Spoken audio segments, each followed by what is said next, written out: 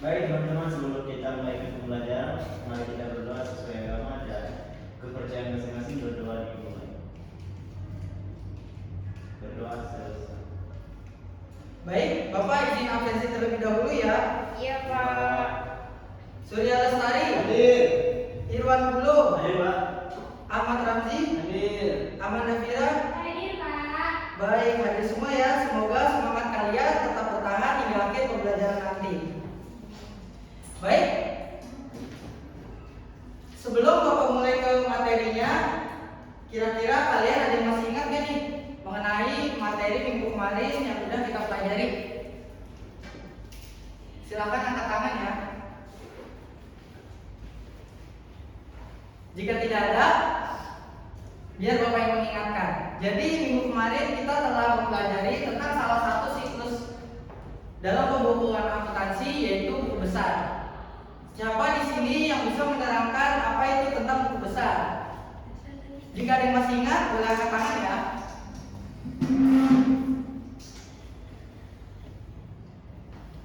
Tampaknya kalian udah lupa ya sama materi minggu kemarin, jadi biar Bapak ingatkan lagi. Jadi anak-anak, buku besar itu adalah salah satu metode, salah satu cara setelah jurnal untuk menggolongkan akun-akun. Jadi akun-akun yang sudah tertulis dan sudah dibukukan di jurnal, maka akan digolongkan kembali di buku besar.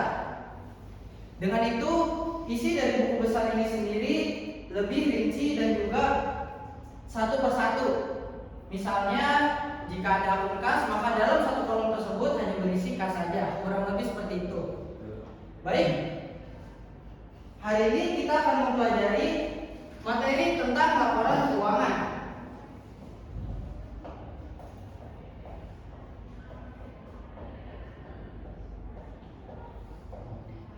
Bisa dibaca sama-sama anak-anak? Laporan keuangan. Ya, jadi hari ini kita akan mempelajari materi tentang laporan keuangan. Tujuan kita mempelajari materi ini adalah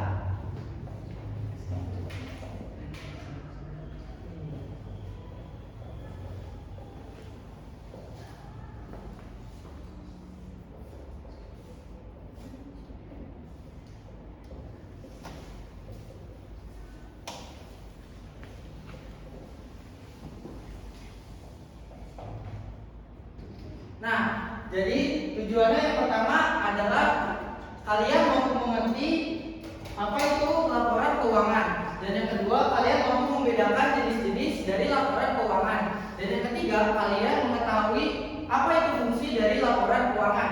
Nah, sebelum masuk lebih dalam ke materinya, izinkan Bapak untuk memberikan kalian post-test yang tujuannya untuk mengukur sejauh mana pemahaman kalian mengenai laporan keuangan ini.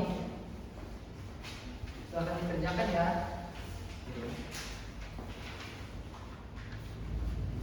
Bapak berikan waktu 2 menit cukup.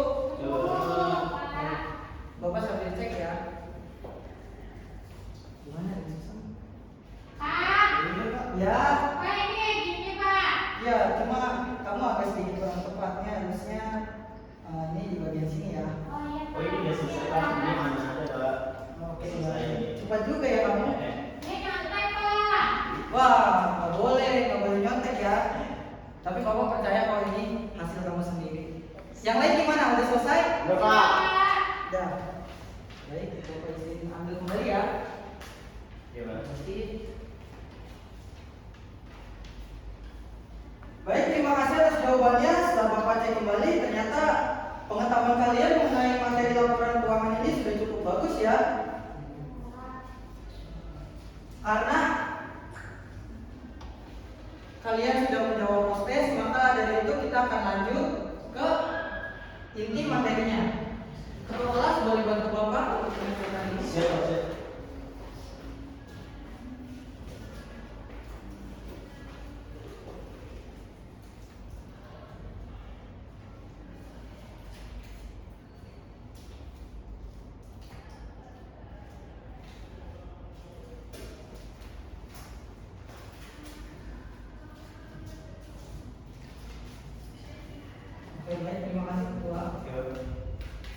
Nah, anak-anak, jadi pengertian dari laporan keuangan adalah laporan keuangan merupakan salah satu bagian atau cara untuk melakukan pembukuan dalam siklus akuntansi. Jadi setelah adanya jurnal, buku besar, dan juga neraca lajur, maka terbitlah laporan keuangan.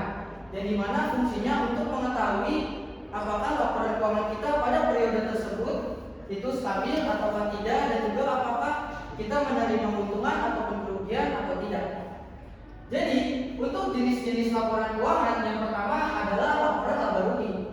Laporan laba rugi ini digunakan untuk mengetahui laba ataupun rugi sesuai dengan namanya.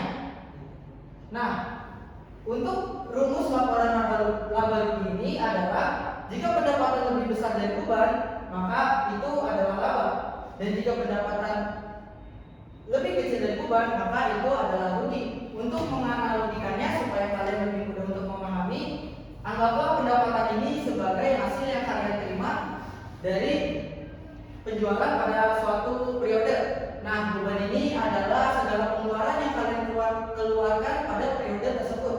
Misalnya, kalian berhasil menjual produk senilai 20 juta. Akan tetapi dalam 20 juta tersebut, kalian masih harus mengeluarkan untuk biaya bayar listrik, atau bayar air, atau bayar teknisi, dan lain sebagainya.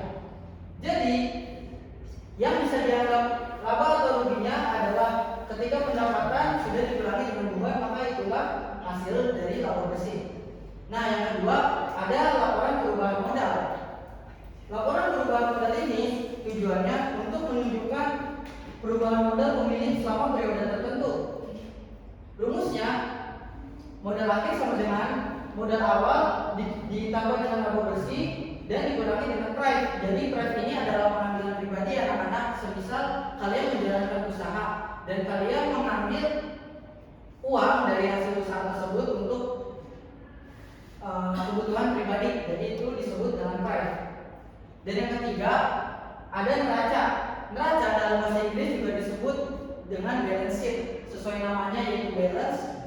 Posisinya adalah tujuannya untuk menunjukkan posisi keuangan perusahaan pada suatu tanggal tertentu. Nah, untuk rumusnya total aset sama dengan total kewajiban plus modal. Jadi aset yang kalian miliki harus sama dengan kewajiban dan modal yang kalian dapatkan. Maka dari itu, apabila salah satu ini lebih besar ataupun ada salah satu yang lebih kecil, maka bisa dianggap keuangan kalian pada periode tersebut dianggap tidak stabil. Nah, sebagai catatan, jumlah aset harus sama dengan jumlah kewajiban ditambah modal. Sesuai yang tadi sudah Bapak bilang mengenai apabila salah satunya lebih besar, maka itu dianggap sebagai ketidakstabilan keuangan perusahaan kalian pada periode tersebut. Nah, Bapak pengen tanya, jika kalian menerima pendapatan sebesar 25 juta, akan tetapi kalian harus membayar beban sebesar 20 juta, maka berapakah hasil yang kalian dapatkan? Angkat tangan yang bisa bantu Bapak menjawab. 5 juta, Pak. Ya, betul sekali. Nah, Surya, si 5 jutanya tersebut apakah dianggap laba atau rugi? Laba, Pak. Betul sekali. Tepuk tangan untuk Surya. Nah, jadi simpelnya itu adalah ketika kalian bisa mendapatkan hasil yang lebih tinggi dibandingkan beban yang kalian keluarkan, maka itulah yang dianggap laba. Oke, baik. Untuk mengetes apakah pemahaman kalian sudah benar-benar mengerti tentang apa yang tadi sudah Bapak jelaskan, Bapak izin memberikan topik diskusi untuk dua kelompok. Silakan dibagi dua kelompok ya.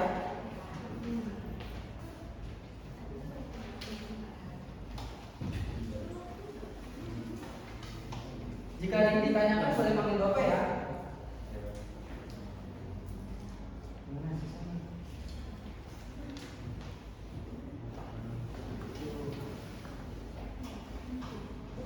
Oh, ini kamu caranya sampai sini ya.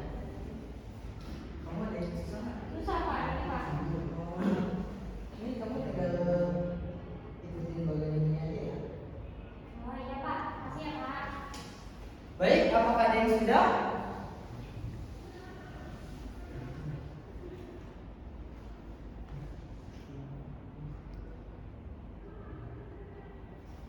Kamu gimana? Sudah belum? Belum, Pak. Gimana? Belum.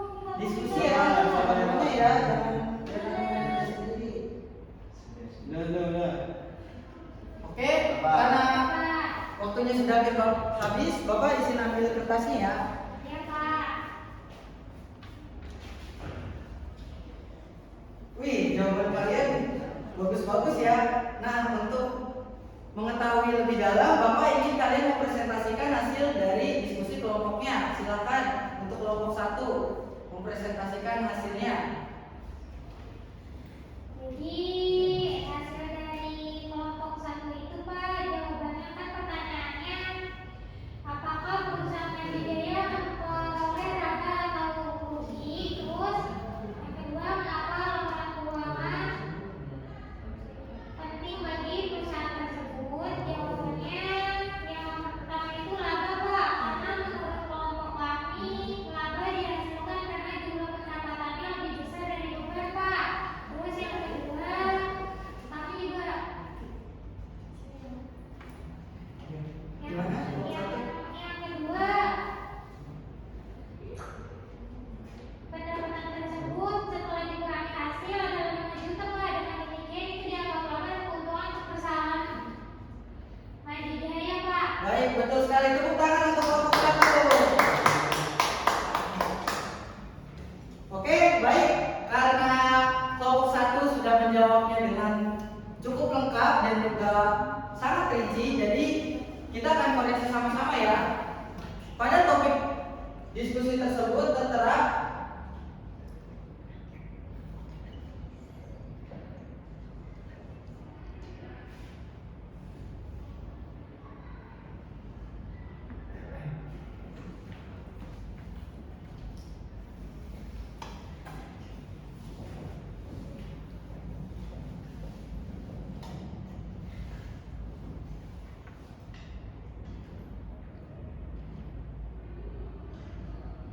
Nah, jadi perusahaan Medijaya pada periode tersebut menerima pendapatan sebesar 20 juta dan juga bebannya adalah 15 juta.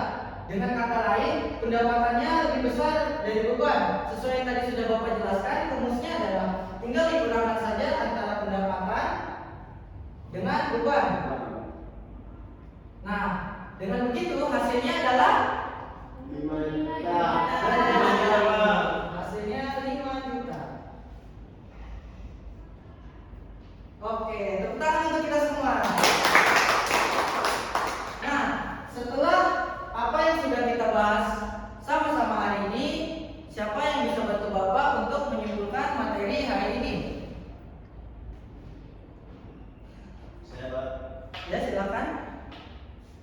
Hari ini kita bisa mempelajari tentang pengertian laporan keuangan, jenis-jenis laporan keuangan yaitu laporan laba rugi, laporan perubahan modal dan neraca, serta fungsinya laporan keuangan, ya, Pak. Betul sekali. Tepuk tangan untuk Irwan. Nah, jadi kesimpulannya hari ini adalah kita sudah mempelajari tentang bagaimana pengertian dari laporan keuangan dan juga jenis-jenisnya beserta fungsi dari laporan keuangan. Untuk mengevaluasi, Bapak izin untuk membagikan soal post-test dengan tujuan untuk mengukur sejauh mana pemahaman kalian dari materi yang sudah Bapak sampaikan hari ini. Silakan. Bapak berikan waktu 2 menit cukup? Cukup, Pak. Jika ada yang ditanyakan, langsung saja angkat tangan ya anak-anak. Ya, Pak. Saya, Pak. Ya. Saya ngerti, Pak. Oh ini nanti tinggal dikurangi aja, habis itu disamakan dengan 1 menit. Oh iya, Pak. Makasih ya, Pak. Ya, Pak, ini. Iya betul. Kamu gimana? Sudah selesai? Sudah, Pak. Sudah saya, Pak. Baik. Bapak izin ambil kertasnya ya. Iya. Terima kasih. Wih, jawaban kalian benar-benar bagus. Kayaknya kalian emang betul-betul sudah paham ya dengan materi hari ini. Iya, Pak. Ya. Jadi, apakah materinya hari ini menyenangkan anak-anak? Menyenangkan, Pak. Gimana, seru? Seru. Oke, tepuk tangan untuk teman-teman. Baik, sebagai tindak lanjut, Bapak ingin menyampaikan untuk minggu depan kalian mengerjakan halaman 150 yang berisi tentang studi kasus mengenai laporan rugi laba suatu perusahaan. Oke, minggu depan Bapak harap sudah dikumpulkan ke meja Bapak ya. Ya, Pak. Sekian yang bisa Bapak sampaikan. Karena waktunya sudah hampir habis, jadi langsung Bapak tutup. Apabila ada kesalahan, mohon dimaafkan. Wassalamualaikum warahmatullahi wabarakatuh. Waalaikumsalam.